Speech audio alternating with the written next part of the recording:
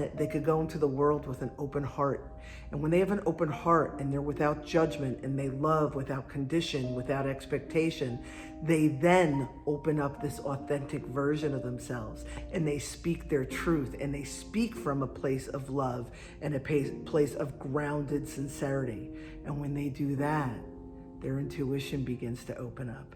Their sense of imagination begins to open up.